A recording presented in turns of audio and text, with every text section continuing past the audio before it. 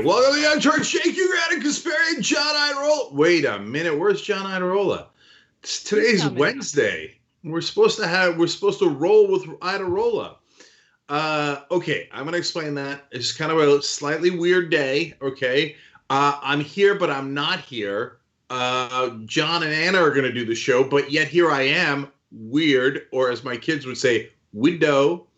So it is in fact Earth Day. Hence, the Earth Day specialist Iadarola is going to come in here in a couple of minutes, and has my shirt. Brett, show my shirt, brother. Okay, look at this.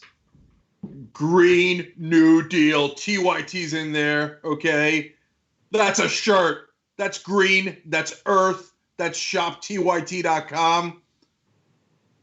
God, I don't understand anyone who doesn't immediately buy that shirt. I just don't get it. It's a pretty cool design. By the way, on Monday, there was, as I was walking after the show, around the neighborhood, this little girl was like, "Happy Earth Day," as I was like walking by. And I was like, Earth Day? Today's not Earth Day. And then I remembered that it was 420, and her parents were probably talking about how it was 420, and she overheard and asked questions, and they're like, "Yeah, today's Earth Day. That's the ticket." Yeah, but, along those lines, that's right. First of all, Ben on Old School got confused, too. He thought 420 was Earth Day, too, so it could be just normal confusion. But what we're absolutely sure of, it's Green Week, all right? Definitely. Monday was 420. Go green there. Wednesday's Earth Day. Go green there. Aspiration.com/TYT. Plant 10 trees. Go green there. I'm not saying anything. I just said it, though. All right. And anyway, you guys got a lot of stories, but I came on for one other reason. I'm supposed to tell you, by the way, 20% off at shoptyt.com. So you can get this shirt, you can get our weed shirt, you can get whatever shirt you want. Go nuts. It's store-wide, 20% off site-wide. What are these thugs doing? Oh, but you got to use the code Earth Day. Earth Day, okay? So shoptyt.com Earth Day. You got it. So go nuts. It is, in fact, panic time. Okay. So now the second reason why I'm on. So yesterday we asked you guys to get us to a hard goal in our audience funding. We're trying to get to $143,053 because at that point, Joe from LA, who's an awesome guy, who I'm going to big reveal coming today. Who's Joe from LA? I know you're excited. He's going to kick in an extra $50,000, which is a lot of money, dude. But he knows the Young Turks need it, the progressives need it, and we need that voice out there right now. We need that beacon out there. That's why he's doing it, because he cares about the movement. And so yesterday we were quite a distance from 143. Did we get there? Let's take a look. Oh,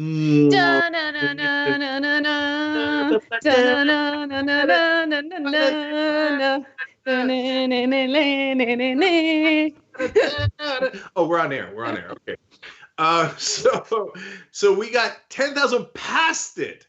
So at tyt.com/go.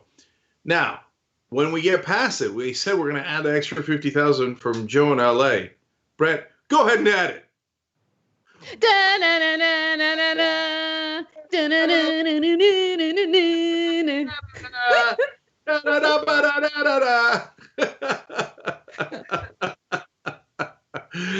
All right. So we're trying to get to 200,000 every month, but what we're doing is we're carrying over the extra for the next month. So we actually started this month with over 50,000 because that was carried over from March, pre-coronavirus.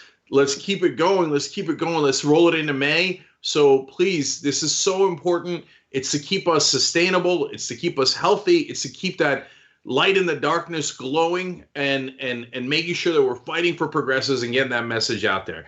And then finally, so who is Joe from LA? I've been kind of kidding around about it, teasing you guys about who it is. And I said some of you might figure it out, and some of you did figure it out. You were right. It's Joe Sandberg. He is a wonderful progressive.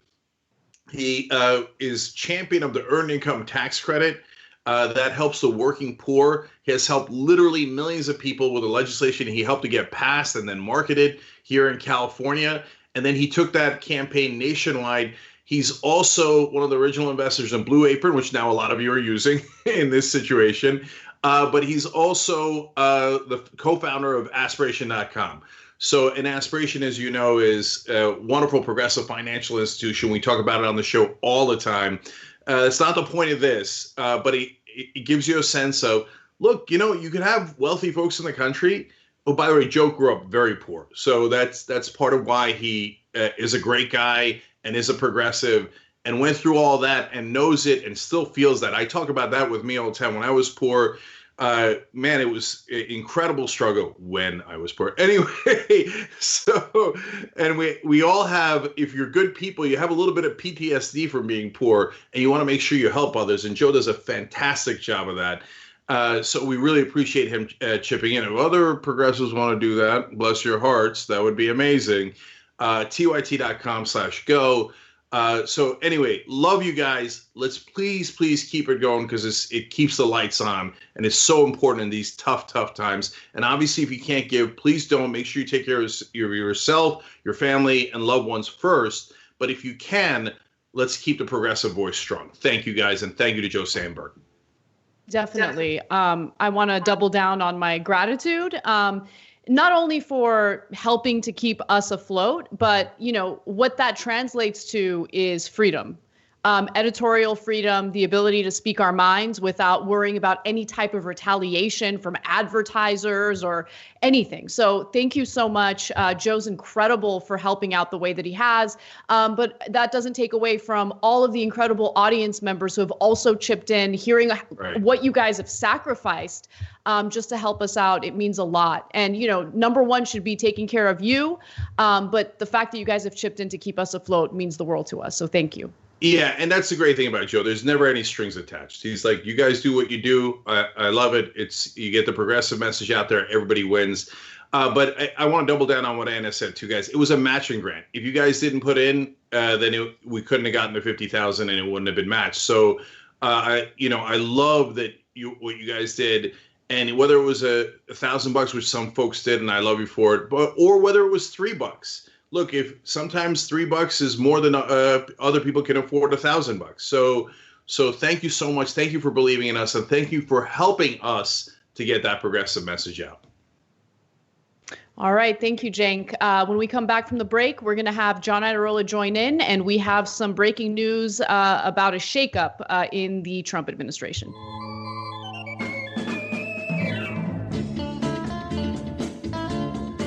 What's up, everyone? Welcome back to TYT. Anna Kasparian and John Iadarola with you. John, how are you doing?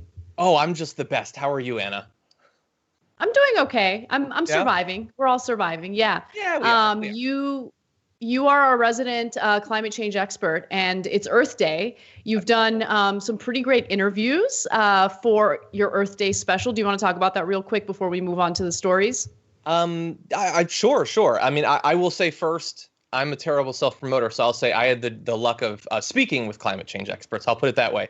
But yeah, I got to talk to Bill McKibben and some of the leaders of some of the best youth climate change organizations, founder of Sunrise Movement, founder of Zero Hour. And we talked about not only sort of the state of things, but much more importantly, going forward, what can we do in general, but especially when it comes to the climate, when it comes to the environment? What can we as individuals do? What can we expect that some of the most influential and most passionate and aggressive climate change organizations are going to be doing? And so I think it was a very helpful for me personally to stay inspired. And I think if this is an issue that you care about, it will be inspiring to you too. If it's not an issue that you care about, what the hell's wrong with you?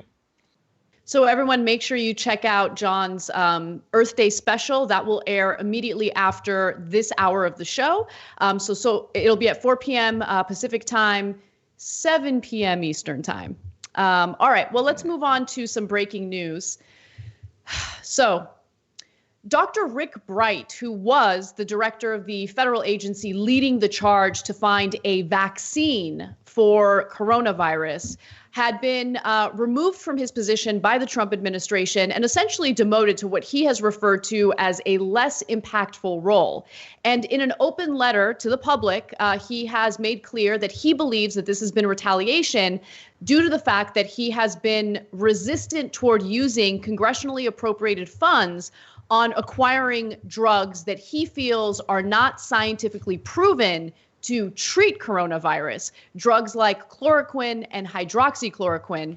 In his letter, and I'm going to read you a few excerpts, he wrote, "Unfortunately, this resulted in clashes with HHS political leadership, including criticism for my protective efforts to invest early in vaccines and supplies critical to saving American lives. I also resisted efforts to fund potentially dangerous drugs promoted by those with political connections."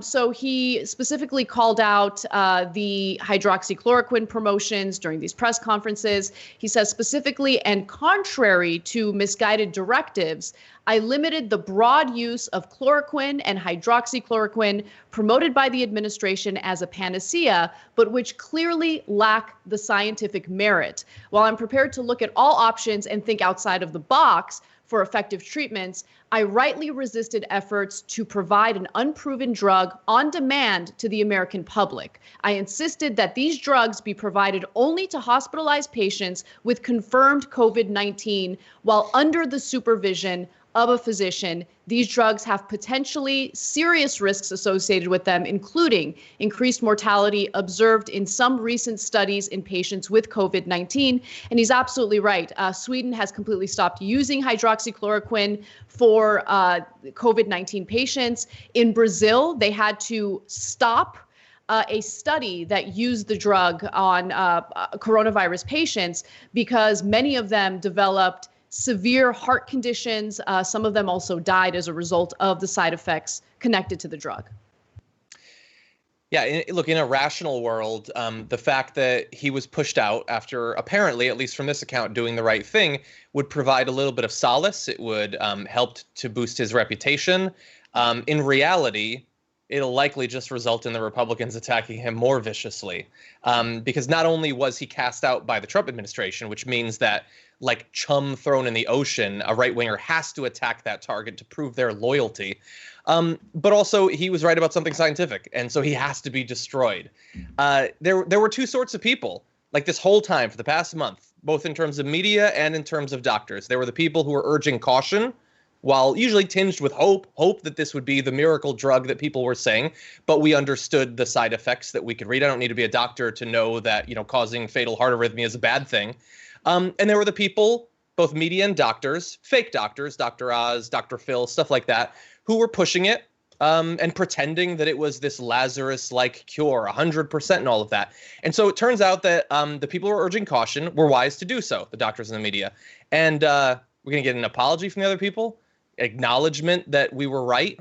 No, we're not going to get anything like that. In fact, you're probably going to lose your job. If they're in a position of power over you and you were right about this, it is more inconvenient to them that you were right than that the drug doesn't work. One other thing that he mentioned quite a bit in his letter was cronyism. And so there's, he's implying that there are financial interests in promoting this drug that is not scientifically proven to actually help with coronavirus. In fact, the studies that we've seen so far provide limited data for some possibility that it could help under some circumstances. But in most cases, people do suffer from serious heart conditions, serious side effects. And look, the other side of this is, or the other negative impact of what the Trump administration is doing is that hydroxychloroquine is a drug that lupus patients rely on in order to stay alive. Lupus patients in the United States have had a hard time filling their prescriptions because of what Donald Trump has irresponsibly said about the drug during his press conferences. And it's also used as a malaria drug. And anytime anyone has the audacity to question Donald Trump or other members of the administration, anytime their power or their financial interests are threatened by the truth, they just get rid of the person who's sharing the truth. And in most cases, people who speak out against the administration do so under, anonymity, or they'll speak off the record with reporters. In this case, Dr. Rick Bright is like, you are not going to silence me. I'm going to come out. I'm going to tell the country what's actually going on and what happened to me. In one part of his letter, he said, sidelining me in the middle of this pandemic and placing politics and cronyism ahead of science put lives at risk. and stunts national efforts to safely and effectively address this urgent public health crisis. And he's absolutely right. He's like, I'm not going to shut up because lives are on the line here. And I'm sure he's well aware of how the Trump administration is going to treat him moving forward. You know, in super fast, I just have one other thing to say. Like they wanted to present themselves. Look, I've got this thing that's going to be amazing, and they're telling you that it's not going to be amazing, but I'm telling you it's amazing. So you should think of me as the person who's doing something right now. And whether or not they're financially benefiting from pushing that, it appears that some in the Trump administration are. It was certainly a good distraction, but it was also pointless from my point of view because there was an alternative that he could have been pushing. It's not a miracle drug. It doesn't cure 100% of people, but he could have been funding masks and gloves, those sorts of things, hospital gowns, tests. He could have been doing a tour around the country, hand delivering, photo ops galore, delivering PPE to nurses around the country. He could be reassuring people every day that he's going to be providing what hospitals need. It would have both helped and would have helped him pragmatically in terms of appearing to actually care about this thing. But he decided to go in the other direction and didn't do either of those. That's exactly right. Because at the end of the day, it's not really about helping people and ensuring that he saves as many lives as possible and protects as many healthcare workers as possible. It's, yes, he cares about his reelection, but more importantly, what does he care even more about than getting reelected? His money, right? So, if there are financial ties, which I wouldn't be surprised if there were, considering all of the conflicts of interest we've seen from Donald Trump already, one of which we'll talk about later in the show today, if he can make a quick buck off of a tragedy like this, he will. If his friends can make a quick buck off of a tragedy like this, they will. And that's really like at the heart of every decision this guy makes. But I don't understand, like, he couldn't come up with some way to make money off of the traditional solutions. Like, I'm confident that a con man, a grifter of his talent and experience could have come up with some way to have benefited. And like, we're really, I know we're going over, I apologize. We're having this conversation about which way is the pandemic going to go in terms of his reelection. Are people going to rally around him and the flag because it's a disaster? Or are they going to see that lots of people are dying and turn away from him? But he could have guaranteed it would go in his direction if he did the very easy things that he's been told to do by doctors. And he wouldn't even be spending his own money. He'd be spending our money to provide these supplies. Like, do you have any doubt that if he had aggressively protected America from this pandemic, that he wouldn't be reelected? Oh, I have no doubt. I think that he certainly would get reelected, but he's not a sophisticated guy. Right. That's so, true. yes, he's a grifter, but he's not the typical sophisticated political grifter that we're used to. And he wears his cruelty on his sleeve. Like, he doesn't care about being painted as a cruel person or being perceived as a cruel person. That is who he is. And he's proud of that. And for a lot of his supporters, it's not the bug, it's the feature, which is why every time, a story comes up about him being vicious to a journalist during his press conferences, I think that legacy media outlets get it wrong. Covering that only helps him with his base. They love it. And he's going to keep acting this way because he's gotten away with it throughout his entire term. So it's pretty devastating, and it's scary to see him get rid of more of the adults who are doing the right thing, who are trying to help us in the middle of this pandemic. But we'll follow the story and give you guys updates as it develops. In other news today, though, I wanted to kind of fill you in on more information we know about the protests that are springing up throughout the country. Politicians and advisors close to the Trump administration, Donald Trump himself, are helping to organize and mobilize some of these anti-social distancing protests we're seeing throughout the country. Most of them are taking place in some of these swing states, or specifically in states that have Democratic governors. And it turns out that one of the individuals on Donald Trump's coronavirus task force is like fanning the flames, and he's helping to organize it. So the person I'm talking about is Stephen Moore. And let me give you some of the details that the New York Times uncovered. Support for the protests features more direct ties to the White House. The administration recently formed an advisory group for reopening the economy that included Stephen Moore. Moore had been coordinating with FreedomWorks, the Tea Party Patriots, and the American Legislative Exchange Council in a coalition called Save Our Country, which is ironically named, which has formed to push for a quicker easing of restrictions. So here you have this guy who's serving on Trump's economic task force. And why do you think he's serving on that task force to begin with, right? Like, this is a guy who doesn't actually care about Americans or their lives. He does care about getting them back to work, even though he knows that it's likely that it's too soon to get people back to work. They'll risk their lives, we'll reopen the economy, and he'll earn his short-term profits. But we all know how this story ends. We all know that the virus is likely to continue spreading, and it'll spread rapidly once some of these states reopen their local economy. And so it's devastating to see this guy behind the scenes, obviously not interested in actual evidence or scientific data. He's just interested in getting people out there. So he's helping to organize these groups. And he even bragged about it during a recent interview with conservative radio host Hugh Hewitt. Let's hear what he had to say. A group in Wisconsin that wants to do a drive-in.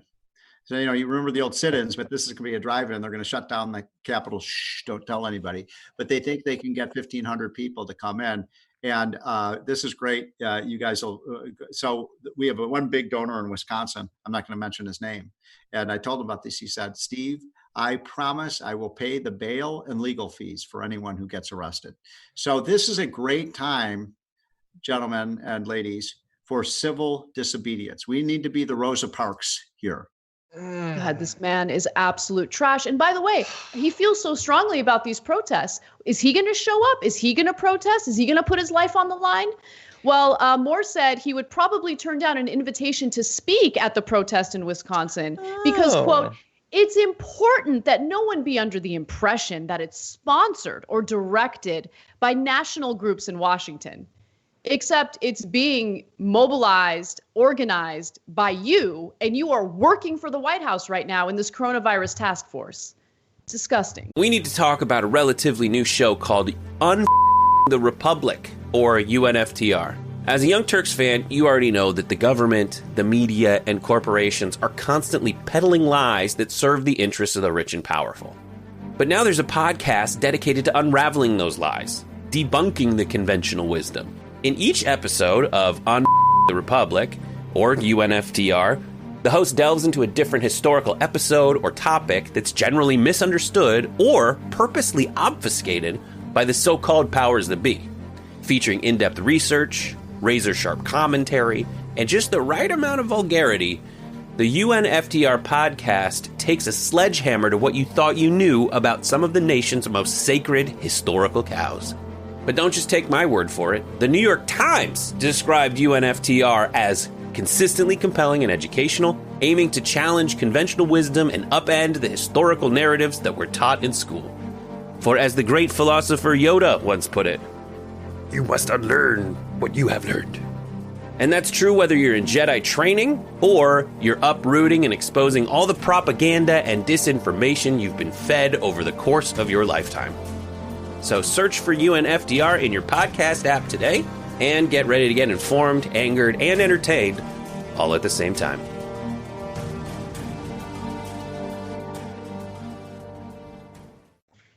Yeah, well, I believe he is being honest when he says it's important that there's not that perception, but it is being organized by that. I mean, look, he's a great individual. I'm glad that you're pointing that out. There are others too. I mean, DeVos, obviously, in terms of one of the state efforts, and any number of other groups that have helped to, provide these grassroots protests around climate denial, or back in the day with the Tea Party. It's all the same.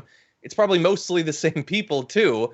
And it's mostly the same issues. I mean, ostensibly they're out there because they care about the state reopening, but lots of them they're out there to tote their guns around and to talk about how the Second Amendment is so important. Like, it's the same signs basically that they're coming out for. I love that the terminology he used there, that he was like, he thought, I'm going to make a comparison to Rosa Parks. Wait, is that a good idea? It is a good idea. I'm going to do that. What if we were to ask him tons of people gathering dangerously close, dressed like terrorists to the best extent that they can, toting assault rifles. That is the best of American participatory democracy. Civil disobedience. Kaepernick kneeling. Right out. Not acceptable. I know. It is. That is offensive, Anna. It's offensive. for him to kneel. He should have kneeled with a disease and spread it to the people around him. That would have been American patriotism. Yeah, it's insane. I mean, like, the hypocrisy, we've always known that hypocrisy exists, not just with Republicans, politicians in general. We see it all the time. But coronavirus has like really amplified it because like the same people who are breaking their local laws in going out there and protesting, refusing to practice social distancing are typically the same conservatives who made, you know, like apologist arguments when Donald Trump's ridiculous, horrific, cruel policies at the border led to children dying in cages. And the argument was, well, they didn't follow the law. They didn't follow the law. So those kids, they deserve to die. Okay, so you're not following the law in your state. So if the state decides to take, you know, real retaliatory action against you, do you deserve it? I mean, it's just, and you know, I'm obviously using a euphemism here, but like, I wouldn't want those people to be gunned down or killed because they're breaking a law, right?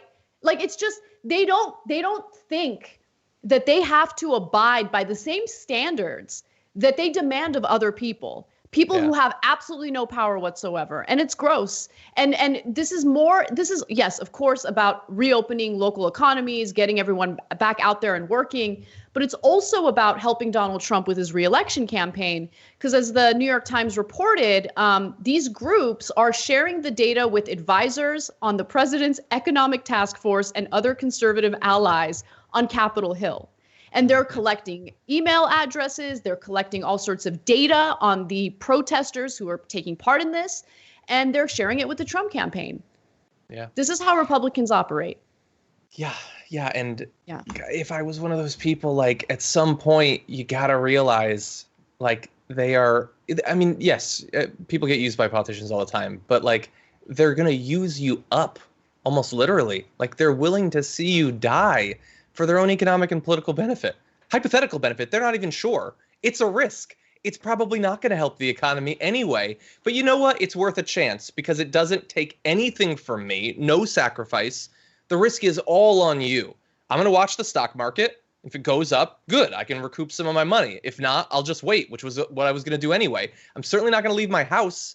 You know, I might be politically savvy enough to not pose in front of my massive ice cream freezer, but I've got one. It's well stocked, and I can wait while you guys get ground up by this disease. I can wait.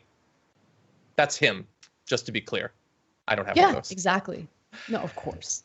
All right. Well, let's talk about how this all manifests in states like Georgia. So Georgia's governor, Brian Kemp, is currently in the process of opening his state up and loosening social distancing guidelines. And this is going to be a complete and utter disaster, especially since recent data indicates that the number of coronavirus deaths has gone up. The number of people who have contracted the virus in the state of Georgia has gone up. And doesn't seem to really hinder any of the efforts that Kemp has in reopening the state. So just to give you some background on what he's doing, he plans on reopening, it makes no sense to me, things like movie theaters, gyms, hair salons, you know, the types of places where you can't help but be in close contact with people. And so just to give you the numbers, since April 1st, Georgia averages 764 new cases and 35 deaths per day. The state reported, though, 909 new cases and 85 new deaths on Monday when Kemp announced plans to ease these restrictions. And just to be a little more detailed and specific, establishments including gyms, bowling alleys, body art studios, hair designers, and nail care artists could reopen for minimum basic operations. From next Monday, movie theaters can start selling tickets, and restaurants will no longer be limited to takeout options, although they must still adhere to social distancing guidelines. So go ahead, John. I want to hear what you have to say about this. How are almost any of those supposed to adhere to social distancing guidelines? Okay, so let's go nail care artists. Gonna be difficult to do someone's nails from 6 feet away. I've tried. I haven't figured out a way to do it yet. Theaters, okay, you have to be 6 feet away. That means you could fit 10 people in a theater, maybe. I don't know. Restaurant, couple, two tops. I don't know because they'd be too close. It would have to be a very long table. It would have to be like royalty, basically, across the room from me. It's so stupid. I am really hoping. Don't worry, John. We have the longest tables. Sorry, I couldn't help myself. People didn't even understand how long. The best case scenario is Brian Kemp opens up the state and nobody goes. Just like when one of these right-wing talkers does a show at a university campus. Best case scenario is there's no protest because nobody's there. Have them open up a theater and have it not have a single person in it. Honestly, many of these movie theaters probably aren't going to want to open up because do you want to be the movie theater that we find out a couple weeks later is traced back to a bunch of people dying from coronavirus? Do you want that to be the memory that people have of your movie theater? Or of your body art studio? You got essential sleeves you got to do, maybe even if it kills someone? Does anyone think that? Well, I'm glad that you mentioned that, John, because one of the things the Trump administration wants to do is offer protections for businesses that might face lawsuits by individuals who contract the virus, including their workers, by the way, who contract the virus and suffer the consequences of that. That's the way Republicans think. It's about going out of their way to ensure that the economic system that they've benefited from so handsomely is intact, it's protected. But the very people who make those businesses run in the first place, the workers, get no protections and have no legal recourse if they find themselves in a disastrous, situation by contracting the virus. It's just, this is the way that they think. And it's going to end so poorly because what Republicans keep citing is, oh, well, if you look at the reports, the actual number of deaths ended up being much less than what we previously expected, which means that we're fine. Everyone's over exaggerating. We need to get back to work. Yeah, but why are you pretending like we haven't been social distancing for over a month now? Is it over a month? Almost a month now, in most cases. I think it might be over. It's gonna be absolutely. Hopefully nobody actually goes out there. But if not, then start the timer right now. We're gonna see in 15 to 19 days how many people are getting it per day, assuming that they're even doing the testing. Because the sort of guy that would open up the state way premature is also the sort of guy that would be hindering every effort whatsoever to get testing to the level it needs to be. And so people will get it in a couple of weeks. People are going to have coronavirus, lots of them. We might or might not actually know about it. Yeah. And look, luckily, the majority of Americans, including Republicans, about 70% of Republicans, according to polling, do worry about loosening these restrictions too early. I spoke to family in Florida and urged them to ignore their own governor. And luckily, they were on the same page. So people see what's happening. Some of the important information is getting through, even to conservative voters. And I just want to be clear that what we're seeing with these protests throughout the country is not representative of public opinion. What these conservative groups are trying to do is sway public opinion in the direction of opening the economy back up. But most people are skeptical of that, luckily. All right, well, I want to reset for the second half of this story because Brian Kemp luckily did face some tough questions from Martha McCollum. And I didn't expect that. I got to keep it honest. We've seen so much propaganda on Fox News that I usually expect them to do softball interviews with people like Kemp, but that was not the case here. So Georgia Governor Brian Kemp is reopening his state, even though the number of COVID-19 infections and deaths has increased considerably in Georgia. And so he wanted to defend his decision to reopen restaurants, nail salons, hair salons, tattoo parlors. And he tried to do so on Fox News, but he was met with some tough questions. Let's take a look. Announce this on Monday so we can have time to educate the public and the business owners that this is just not handing them the keys back to go back to where we were. This is a measured approach with a lot of different requirements and guidance that we're going to be putting out. Can you tell me what you mean by that? So, for instance, is it in Atlanta? If someone wants to get their nails done or their hair done on Friday or a tattoo or go to a gym, I mean, these are very close contact kinds of businesses that are the first ones on your list. Can you explain why you would start with those kinds of businesses on day one? Well, those are the ones who are closed. The other businesses in Georgia are still currently opening under the order that I have now, and we're coming down. I think that's what a lot of people don't understand. But you also have to give that fitness owner or that owner in a hair salon the ability to be able to be a partner in this fight that we're in. They're going to have to follow the strict guidelines. I would tell you that I imagine there'll be people in gyms that'll be a lot safer than they would be going to the grocery store or some of the other places of business that are part of the critical infrastructure that's been designated at the federal level. This is going to take some common sense. John, this is going to take some common sense. The kind of common sense where he didn't realize that asymptomatic individuals could spread the virus. That kind of common sense he was unaware of, even though we knew about that since January. And the kind of common sense that would tell you that nail salons and, hair salons can practice social distancing somehow. Yeah, I was amazed a few weeks back when we found out that he just found out that asymptomatic individuals could spread the disease. I think a follow-up question would be, does he still know? I'm not sure. I think that he's forgotten since the beginning of the month. And he made an argument there that people would be safer working out at the gym than they would at a grocery store, which sort of reminds me of the arguments where people are like, well, less people have died of this disease than die of the flu.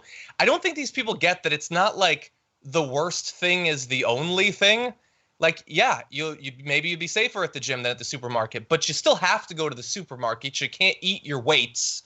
So now you're going to go to both of those things. Okay, the coronavirus deaths don't suddenly mean that we don't have regular flu deaths. We have both of them. And so the person who gets their nails done and then gets a cool calf tattoo also has to buy groceries. Only now they might not just be leaving the grocery store or something. They might be bringing something that they got in a tattoo parlor that they didn't need to be at. When you said yeah, I know, it's amazing. And by the way, just to emphasize that point you made about the regular flu, the flu as we've known it, in addition to coronavirus, this is something that the CDC director is very concerned about because, believe it or not, we got lucky in that the number of flu cases was already declining when the number of coronavirus cases. At TYT, we frequently talk about all the ways that big tech companies are taking control of our online lives, constantly monitoring us and storing and selling our data. But that doesn't mean we have to let them. It's possible to stay anonymous online and hide your data from the prying eyes of big tech. And one of the best ways is with ExpressVPN. ExpressVPN hides your IP address, making your active ID more difficult to trace and sell to advertisers. ExpressVPN also encrypts 100% of your network data to protect you from eavesdroppers and cyber criminals. And it's also easy to install. A single mouse click protects all your devices. But listen, guys, this is important. ExpressVPN is rated #1 by CNET and Wired magazine. So take back control of your life online and secure your data with a top VPN solution available, ExpressVPN. And if you go to expressvpn.com/TYT, you can get 3 extra months for free with this exclusive link just for TYT fans. That's expressvpn.com/TYT. Check it out today. Began to increase, right? So what happens in our healthcare system if people are suffering from both simultaneously? And so Robert Redfield, who's the CDC director, said there's a possibility that the assault of the virus on our nation next winter will actually be more difficult than the one we just went through. Redfield said that the United States was spared a much worse COVID-19 outbreak because the coronavirus hit the nation when the seasonal flu was already on the decline. Had they hit at the same time, he was quoted as saying, it could have been really, really, really, really difficult in terms of health capacity. And we do have this for-profit healthcare system where hospitals have decided that it's not profitable to have the number of beds we need in case a pandemic hits. And so we weren't prepared in so many different ways. But luckily, I guess, I mean, this is the silver lining, the number of seasonal flu cases was on the decline when coronavirus became an issue. Yeah, and I don't often hear professionals like this use really, really, really, really, but it seems like we should pay attention. Definitely. All right. Well, we got to take a break. When we come back, we have more news for you, including some drama with the upcoming stimulus coming out of Congress. Mitch McConnell thinks it's okay for states to go bankrupt. That's the kind of goon he is. And we'll give you the details on that and more when we come back.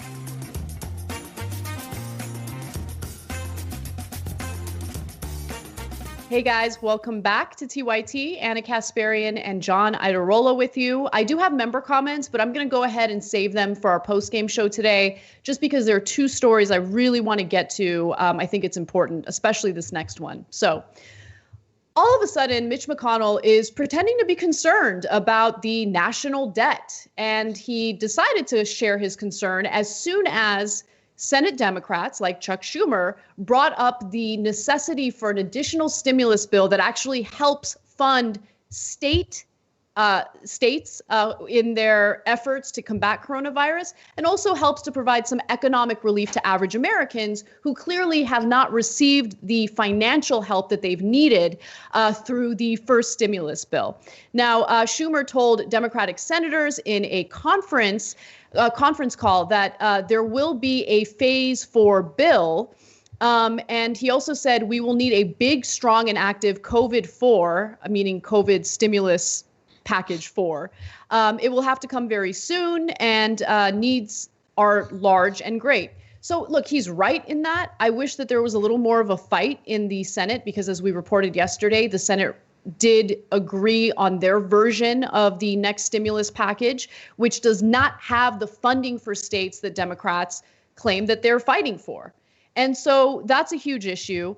But what's also a huge issue is they're losing the messaging fight, because they are coming off, this is my analysis, people might disagree, but in their failure to get the concessions that they needed from Republicans, they have positioned themselves, or at least made themselves be perceived as weak. And then at the same time, Republicans are messaging that Democrats were stalling. They were the ones who were holding up the bill at a time that, people are in desperation, businesses are in desperation, small businesses need this money. And so you have the Mitch McConnells of the world going out there and making it seem like Democrats are the bad guys, when in reality, Republicans are fighting hard to just keep bailing out failed corporations and companies. Now, we needed additional money and additional funding for the small businesses, but as we know, a lot of that money ended up going to companies that are not actually small businesses. So unfortunately, Democrats are also losing the messaging war right now, and they should be amplifying what I'm about to play for you. This is Mitch McConnell basically telling Hugh Hewitt that these states don't deserve any help, because they offer these pensions to their workers, and we don't like that. Take a look. The state governments are going to be smashed up by this, but there is no Chapter 8 in the bankruptcy code. Who are you going to, for states? No states can go bankrupt. Local governments can go bankrupt and reorganize. Who are you going to task to lead the effort on deciding what to do or not to do for the states? Yeah, well, I think it's going to be a broad discussion throughout the conference. I mean, we all represent states. We all have governors, regardless of party, who would love to have free money. And that's why I said yesterday we're going to push the pause button here, because I think this whole business of additional assistance for state and local governments needs to be thoroughly evaluated. You raised yourself the important issue of what states have done, many of them have done to themselves with their pension programs. There's not going to be any desire on the Republican side to bail out state pensions by borrowing money from future generations. So this is a much bigger conversation. It's incredible, because those pensions, people work and contribute to their pensions. Mm-hmm. Like the way that Mitch McConnell frames this is just so disgusting. And if Republicans could have their way, if people like Mitch McConnell could have their way, regardless of what job you do, even if it involves back-breaking labor, you will work till the day you die. Screw your retirement, screw your pension, who cares? If you have a state that has, a well-thought-for pension for their state employees, well, we're going to go ahead and retaliate by not bailing you out, bailing the state out, helping the state out during this pandemic, even as trillions of dollars are going to these massive corporations in the form of bailouts. Yeah, it's really amazing in several different ways. One, the propensity of Donald Trump to betray those who have shown the most loyalty and support to him has now trickled down to the rest of the Republican Party. And so is he screwing over Democratic governors? Yes. Is he also screwing over Republican governors? Yes. And if I was a Republican governor who was looking at the possibility that my state's going to be devastated by the economic ramifications of this, as well as the mounting death toll, which also, if I'm just being a craven politician, is going to hurt my chances of being reelected. Because sure, maybe Donald Trump is immune to the responsibility of presiding over a horrendous situation, but other politicians probably aren't going to have that sort of protection. I would be incredibly frustrated with the Republican Party nationally if I was a Republican governor and I was seeing that. I mean, it should be clipped out all the time. The idea that we should help the states should be very carefully evaluated. The help that they need is pretty clear and not that difficult to come by. I mean, I understand they don't want to hand over a ton of money, even though they 100% should. They don't even want to fund testing kits, as if the worst case scenario that they are trying to avoid is we get to the end of the coronavirus and it's like there's like a pile of testing kits. Oh, that was such a waste. Disaster. We don't have anything to use these testing kits for. That's really what they're acting like. I agree with you that to the extent that the Democrats can completely flub the messaging around this, they've done, for the most part, they've done that. I mean, they've passed a few bills that were never going to get past the Senate. I mean, that's pretty good, but it's never going to get past the Senate. What is protecting them is that, and it's always the thing that protects horrible Democrats, is that the Republicans are so obviously cruel and disinterested in protecting the lives of their potential voters that's starting to stick. And the evaluation of the response has been dipping over time. That's only going to get worse as we pass, maybe tomorrow we pass 50,000 deaths. I mean, yesterday we had more than 2/3 of a 9/11. The day before that, we had about 2/3 of a 9/11.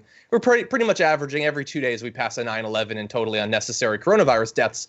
And if you are in charge, as the Republicans are in virtually every aspect of American governance, some people are going to reasonably put that on you. And so that might protect some of these Democrats from completely, wasting this opportunity, wasting it both in terms of potentially helping people and also helping themselves to get back into power. And look, guys, this is the reason why I brought up the Pelosi ice cream video on the show, because it's not about demonizing someone who has wealth. It's about the optics that come through when you're already losing that messaging war when it comes to helping average Americans in this fight. But it just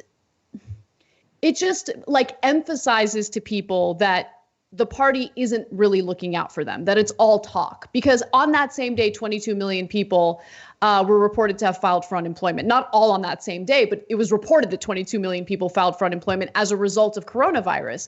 And so it's just so tone deaf to put out a video like that. But look, I want to go back to a genuine bad guy, and that's Mitch McConnell, because if you think the first video that we showed you was bad, get a load of this. Agree. I think people do not understand how badly mismanaged some states have been and their unfunded liabilities. And if they were in the private sector, they would have to reorganize under the bankruptcy code. But there is no bankruptcy code chapter. Do you think that we need to invent one for states so that they can discharge some of these liabilities that were put in place by previous governors? Jerry Brown ran a giveaway program for public employee unions that was just astonishing, and as did Gray Davis, as did, it's just a lot of Democratic governors. Illinois is probably the worst, in Connecticut. They've just given money away for years to people who aren't working. Yeah, I would certainly be in favor of allowing states to use the bankruptcy route. It saves some cities, and there's no good reason for it not to be available. It's amazing. So he is advocating for states to go bankrupt. Don't look to us for help, even in the middle of a pandemic. And it's just so devastating, because think about how many of these working Americans pay their taxes. They don't get these freebies in their federal income tax. Mitch McConnell had absolutely no problem with $10 trillion in tax cuts for the wealthy. $2 trillion in tax cuts for the wealthy over the next 10 years. No problems with that, right? Yeah. He has no problems with trillions of dollars in bailouts for massive corporations. But when it comes to helping the little guy, when it comes to ensuring that states stay afloat, they should file for bankruptcy. No.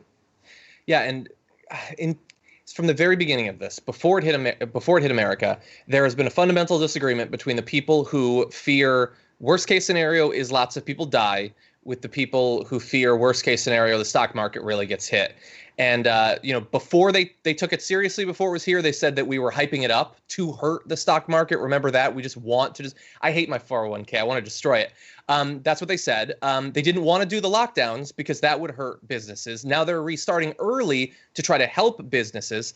And the one of the most tragic things, second only to 45,000 Americans dying already, is that the exact tactics that we have been advocating for from before the first American deaths of coronavirus not only would have saved those lives, but also would have been the best possible strategy to limit the economic damage, to limit how long we need to be in quarantine, to allow us to resume normal life with the protections necessary to make sure that we don't have a double dip or double peak, I should say.